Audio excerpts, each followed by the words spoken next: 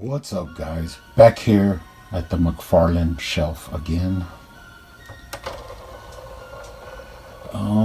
This is the collection so far. Of course, I omitted the Green Arrow from the TV series to have here on the shelf. I omitted the animated figures as well. They'll be getting their own shelf as soon as I pick all three of them up. But this is what I have so far.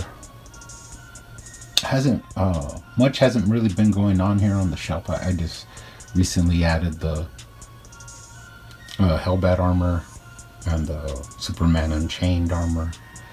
The only other thing I did is I did end up painting the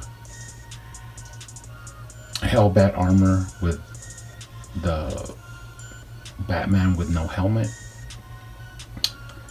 I painted it a glossy black because it was more like a tinted blue kind of a head. But this is going up on a different shelf. It's not going to stay here. As well as the newest addition is the Wonder Woman Golden Armor 1984. Now I did come across this in the wild at Target. It was actually in the NECA section, not so much in the toy aisle, but it was cool to come across this in the wild and actually pick her up on the streets.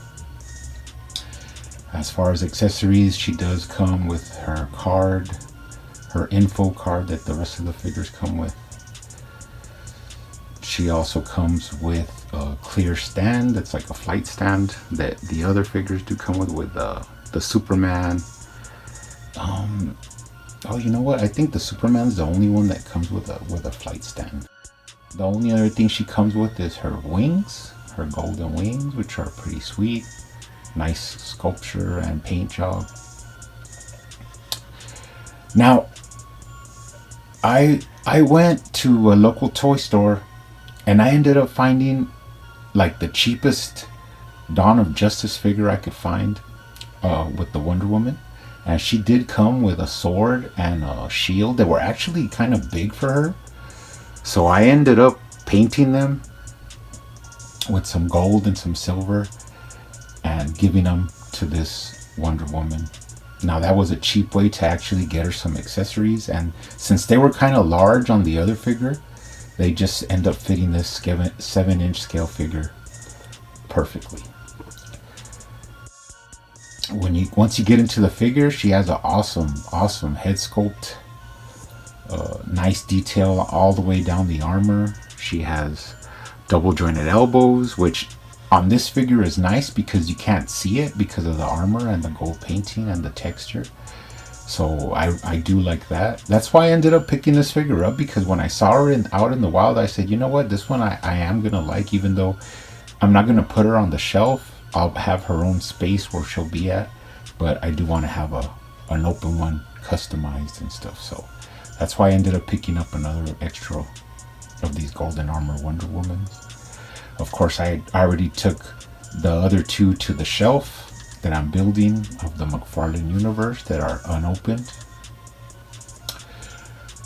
But getting back to this figure, you go down the armor and then you get to the legs. The same awesome sculpting and texturing, nice paint. There's not really a lot of different paint textures, like color differences, but it has a little bit of, once you hit the textures, it gives it a little different tint between the gold. So she does have double jointed knees, and the boots are pretty cool, like high boots. You have a toe articulation. Pretty awesome sculpt. I really enjoy it. Now, the one thing I did want to point out is those horrible ball wrist joints that they have them in the ankles as well, but you can't see them on the ankles because they're covered by the boots. But on the wrist, you can see them. They stick out like a sore thumb.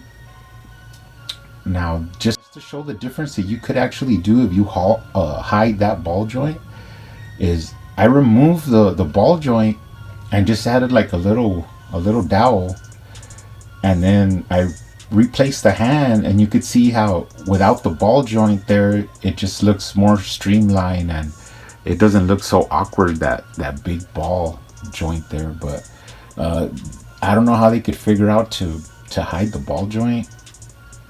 I mean, if it were a little bit skinnier, you could probably bore out the wrist and then stick it inside and not really lose a lot of the articulation. But I just don't. It's unappealing to me, that ball joint.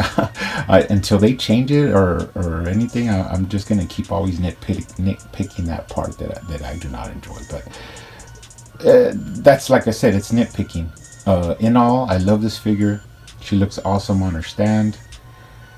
I can't wait to get her up on her own shelf, and she looks good with these weapons.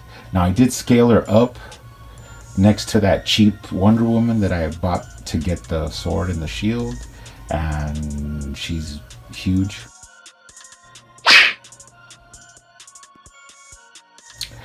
And then I scaled her up with the Mattel Dawn of Justice regular Wonder Woman, and she's still way bigger than her. But all in all, awesome job by McFarlane. This, of course, this is from the movie that's coming out, the 1984 movie. In the trailer they have like a little clip where they show her in the armor.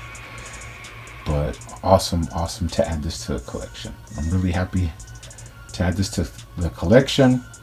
Thanks for watching, guys. See you on the next one.